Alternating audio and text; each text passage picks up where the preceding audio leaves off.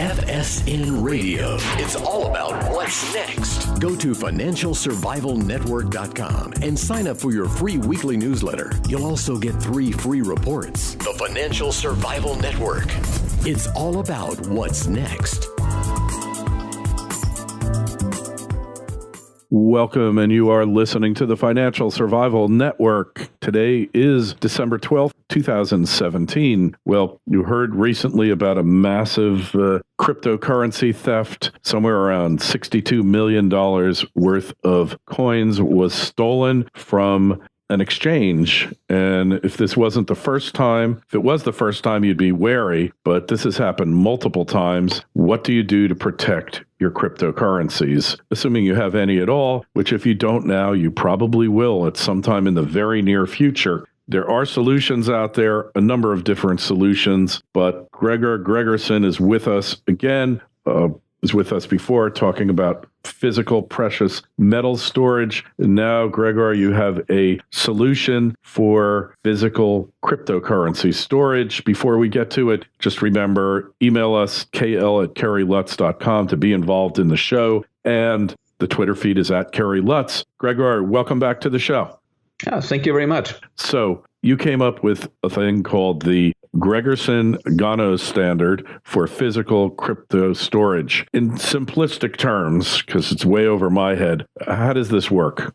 Well, essentially, we've been allowing people to buy and sell gold using Bitcoin for quite a while. And last year, we've been seeing more and more people going into crypto. And some of these people just weren't very technically savvy. And we kind of really saw the need to figure out a way of storing crypto safely for our customers. And as I was looking more and more into it, I basically thought, hey, we have a vault.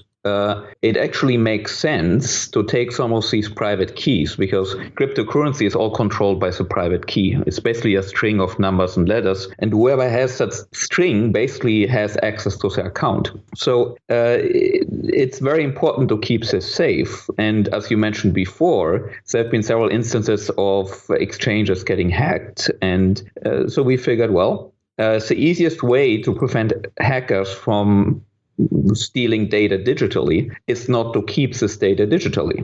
So in other words, we are generating the private key in memory in our offline system, and then we use a laser to basically engrave a polycarbonate plastic card as well as a backup card using an encrypted private key. And this key then gets stored inside a safe deposit box. Now, the beauty of the system is because we are deleting the private key from any type of digital storage, from any computer, it cannot be hacked digitally. And because the key itself is encrypted, there's no point in stealing the key, because unless you have the decryption system, you wouldn't be able to use it. So essentially, it makes for a very safe system. And the reason we are using a laser on polycarbonate plastic is just to make sure that you can store this thing for 20, 30, 40, 50 years without having to worry about it decaying. Because you might have heard that there are about 3 million Bitcoins, which are many hundreds of millions of dollars nowadays, which have been lost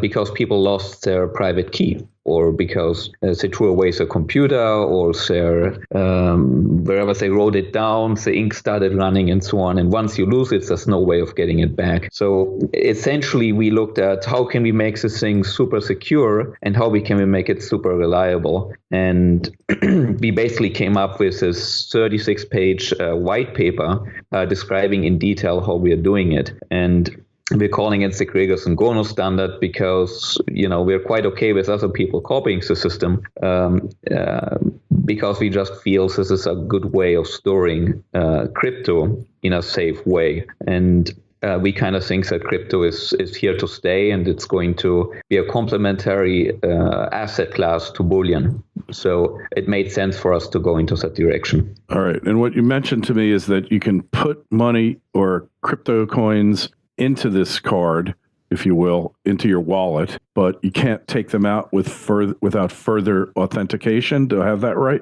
Yeah, so essentially the way most cryptocurrencies, including Bitcoin, works is that you need a private key to take out your Bitcoins. You can think of the private key like an online banking password, plus two-factor authentication, plus your little SIM card thingy. So if you have that key, you can take your coins out. Now, if you want to send coins in, all you need to have is the address, the Bitcoin address, which is the equivalent of a bank account.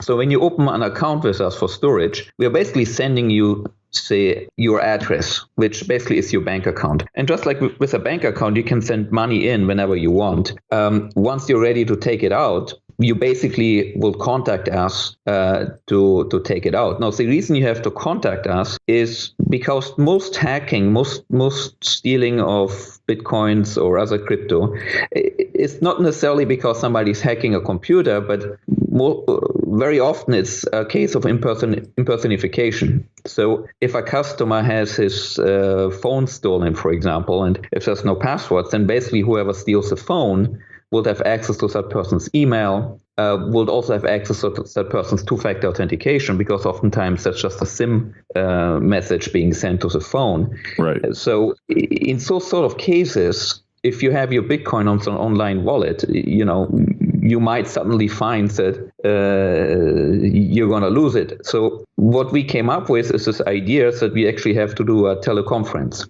meaning we have to have a video conference using Skype or Telegram or some other system. And we have 3 personnel at the vault, which will actually identify you that you're indeed you. And that basically prevents most cases of impersonification, because somebody who's trying to impersonate you is unlikely to want to be seen on a teleconference. So we are kind of looking at security from multiple angles, not just securing the crypto itself, but how to retrieve it. And when you build these storage systems, you essentially have 3 key factors that you can work towards: convenience, reliability, and security.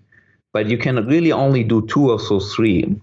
And in our case, we've been focusing on security and reliability, and it's not as convenient as a wallet, but that's why it's safe, essentially. I see. So a little less convenient than a wallet, but look, nobody is really spending their cryptocurrency these days, are they? They're selling it, perhaps, but they're not really. You're not really out there buying goods and services with it. How many people are using it for that, Gregor? Well, I guess not a whole lot yet, but there are some services which are allowing you to connect a credit card to your crypto balance.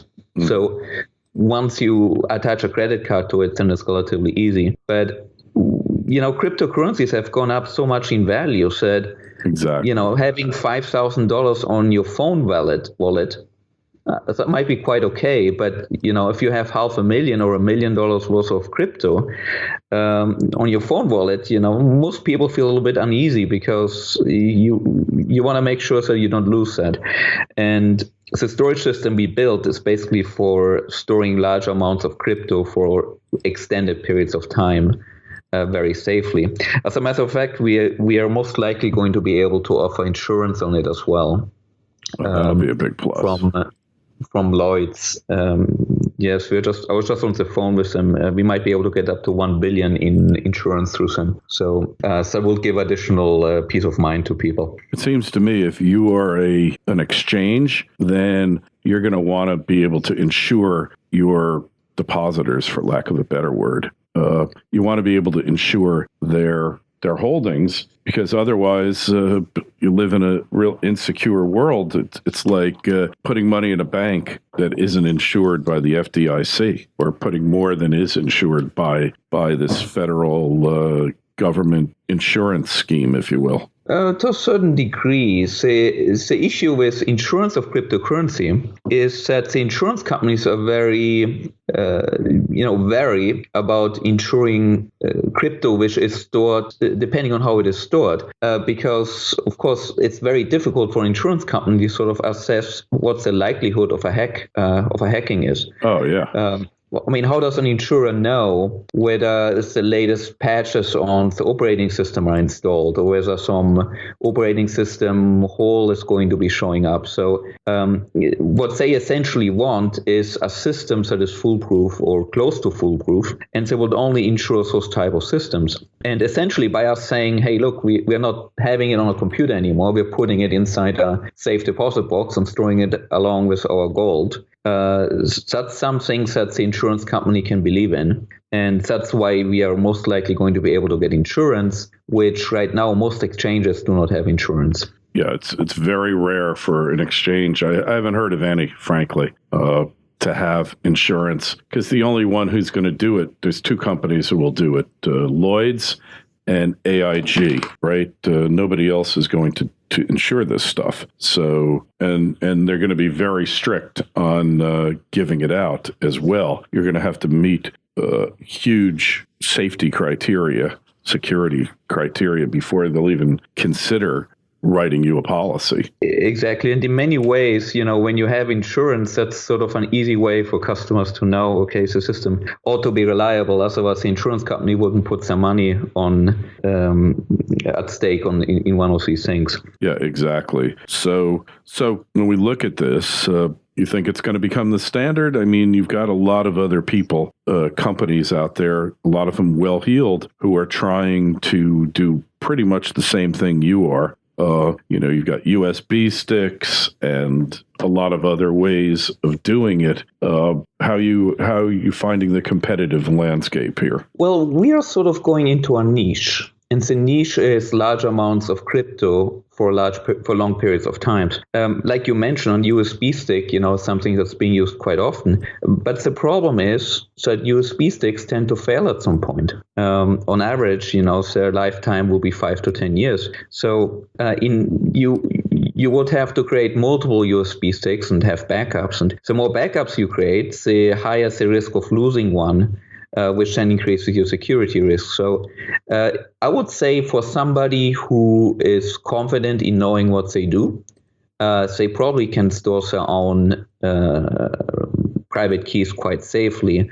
But you need to have a certain discipline. You need to have a certain amount of technical understanding as well. But I think there's plenty of people out there which, wouldn't mind paying, say, 10 or 20 basis points a year in order to have it insured. To have it stored safely. And that's basically the market that we're going after. So people who want to have peace of mind. And, a lot of this was prompted because we had one 73-year-old customer who sold $500,000 worth of platinum and went into crypto. And he was not very computer savvy. He didn't know what copy and paste was, for example. So suddenly you sort of realize that if these people click the wrong buttons, suddenly a lot of that can be gone, because with cryptocurrencies, if you lose your private key or you send Bitcoin somewhere in the wrong place, there's no going back. Yep, correct.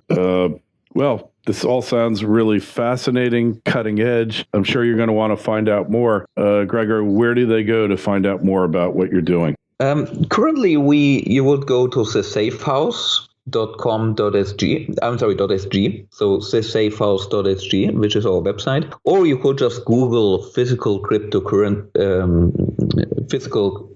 storage, and you would find us right away. So there's this 1 4-minute video which gives a good overview of what we're doing. All right. Well, we'll have a link to your site in the show notes to this interview on financialsurvivalnetwork.com. I'm sure you're going to have lots of questions about it. Just email us, be part of the show, and that's kl@kerrylutz.com. Don't forget the Twitter feed @KerryLutz, and of course our reliable Facebook page, which I know you love, and that's Financial Survival Network. Gregor, wish you the best of luck. Come on in a couple months when you got Lloyd's backing you up, and then you'll have a huge announcement.